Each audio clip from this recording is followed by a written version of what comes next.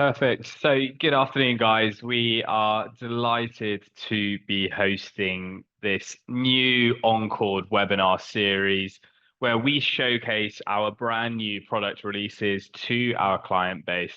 The aim being that we can give you regular time with us to see the product updates be demoed live, and really allow you to get a deeper understanding as well as an opportunity to ask any questions that you have. So today's webinar is on consensus, and this webinar specifically is for our non-medical clients. So we're really happy to have you all here and looking forward to diving in. So to start today, just wanted to take a little moment to introduce who is presenting. So I'm very fortunate to be joined by my colleague, Oscar. Oscar, I don't know if you want to do a quick intro of yourself. That's coming later. I'm Oscar, one of the solutions engineers over here at Encord. So I'm going to be leading the project demonstration and answering any questions you have around consensus and showing you how to set that up in your workflows and then what that looks like in the review stage as well. Thanks, Fred. Fantastic, thank you. And of course, I'm Fred. I am the Customer Success Manager here at Encord. So for those who I haven't met yet, I will endeavour to reach out to you in due course. Please do feel free to also reach out to me. It's very much my job to be a voice for you guys internally here at Encord. And to really make sure that you are being as successful as possible with the Encord platform. So really enjoy having customer conversations. So please don't hesitate to reach out. And of course, both of our email addresses are here on the screen. If during today's webinar you do have any questions, feel free to ping them in the chat or in the Q&A feature. We may answer them there and then. We may wait until the end. We'll just see at which point of the webinar that we're at. We are looking at a fairly short and punchy webinar today. There's nothing worse than when you're on a webinar and it takes forever to get to the crux of what is being focused on. So we're just going to do a quick discussion on why one would use consensus and the benefits of it. We're then going to go straight into the demo, which Oscar is very kindly going to be leading. And then we'll have time for some questions, as well as looking at how to set up consensus at the end. So the obvious place to start, what is consensus? Ultimately, consensus allows one or more reviewers to directly compare labels generated by two or more annotators. And I'm going to hand over to Oscar to further elaborate on the pros of using consensus. Thanks, Fred. Yes, so there are lots of opinions from when we speak to different people how they want to do consensus. And the way we have it set up in the Encord platform is that basically you can assign multiple annotators to one data unit, so whether that's an image or a video, and then you can have the output from those multiple annotators reviewed in the same frame. So you can compare each label from each annotator in one frame, and I'll show you what that looks like in the moment. But the advantages to this are that it speeds up your review process. So if this is prompting your reviewers, then they can see, yep, these two annotators have the same output and I'm happy with that. And so you can just click that they agree and then you're good to go. And similarly, it also prompts a reviewer to consider edge cases. So sometimes a reviewer will, an annotator will select a larger portion of the image or a smaller portion of the image. And so it prompts the reviewer to consider these edge cases and get further clarification. And this ultimately improves the accuracy of your labels as well. Yeah, thank you very much, Oscar. And I should stress that we've already seen a number of our customers using this part of the platform, really effectively implementing it in line with processes that perhaps they need to adhere to. But I dare say some of you are on this call now as well. We do love to hear any success stories or any product feedback. So please don't hesitate to reach out to us with either of those. But moving on to that, we're now going to jump straight into the live demo. So we're going to be looking at how one can implement consensus within a workflow, what the reviewer will see, as well as when consensus is or indeed isn't reached. You're also going to get a pretty solid example of why I'm not an annotator as well. So I'm going to hand over to Oscar to showcase how the new consensus feature works and what it looks like. Thanks, Fred. Yes, so if I share my screen, you should be able to see the consensus workflow. So for those of you who aren't familiar with workflows, basically the workflows is the way that we structure our QA and QC process within Encord. And so what we see here is that our data, whether it's image or video again, will start off here and then flow through this annotation cycle to completion. So what we often see is an annotation stage or review stage, but here within consensus, these stages are combined as one node.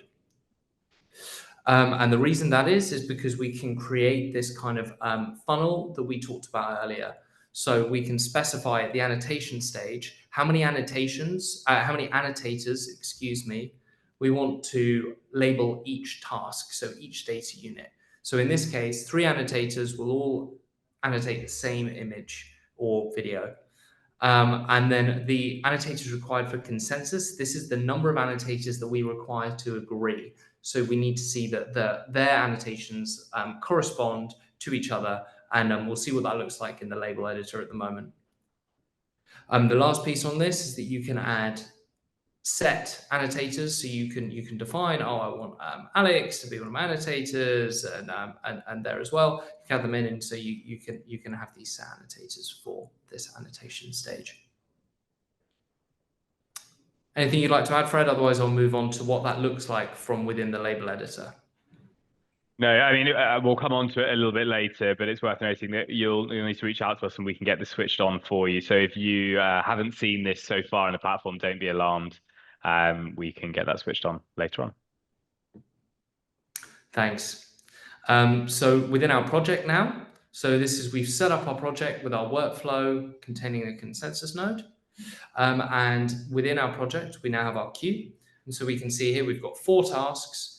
We've got 3 in the annotation stage and 1 in this review stage. So in the annotation stage, we can see that we have this data unit has multiple annotators assigned to it already, but we're missing our 3rd. And then the 3 of them would be required to submit that task, and then it will flow through to the review step.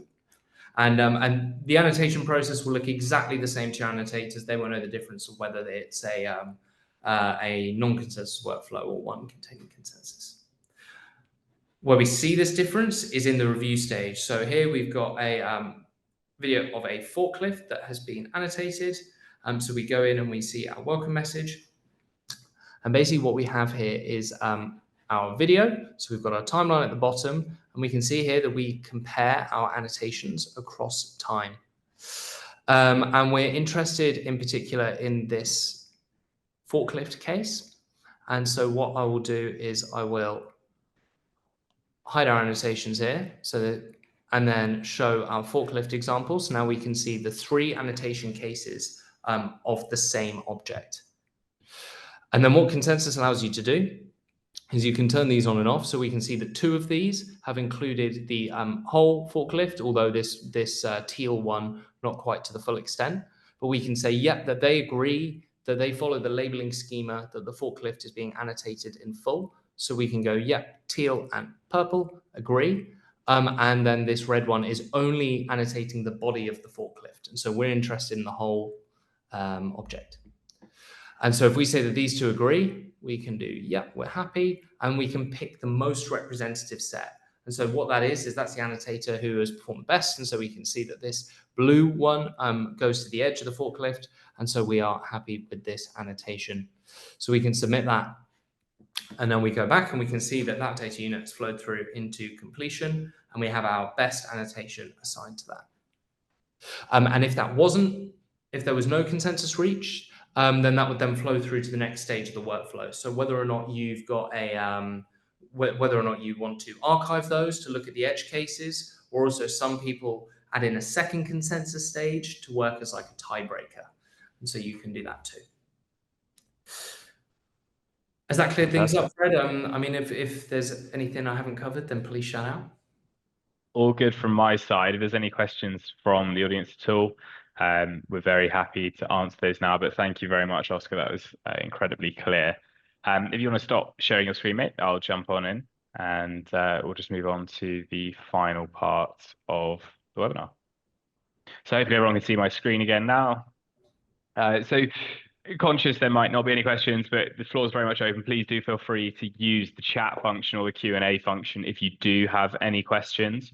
But just whilst we're waiting to see if there are any, just on the final slide here, please do reach out to support if you would like consensus to be switched on for yourself. And as always, we've got a plethora of documents across our platform in terms of support documents, videos, articles that can aid you using consensus, as well as using it in conjunction with other parts of the platform. It's also worth noting that, as I said, this is the start of a new series, and we will be looking to conduct further webinars on other parts of the platform that are soon to be released. Now, the next part of the platform, which is going to be a big announcement, and there'll be a lot of comms on this, is the use of agents features, which can feed directly into the consensus workflow. So, Oscar, I don't know if you want to just elaborate a little bit more on the use of agents in the workflow. Absolutely, yes. So some people, when they talk about consensus, they talk about things with IOU and other scoring metrics rather than just having this review process. And so this agents functionality, we are looking to use that to allow people to bring their own consensus models as well. And so that's, as I mentioned at the start, everyone has their own opinion on consensus, so that will allow their own definition to be set off. I hope that makes sense. No, that's perfect. And it's certainly a release that we're incredibly excited about. So there will be a lot of comms about that coming out on both LinkedIn, via email, and of course, these in-customer webinars that we are now running. So do keep your eyes peeled for that. Doesn't look like there's any questions. If that is everything, I think we will say goodbye there. Thank you very much for everyone who joined. I hope it's been of use. And like I said, please do reach out to myself and be sure to CC in support if you do want to get up and live using consensus or have any other questions at all. But have a lovely evening and thank you very much for joining.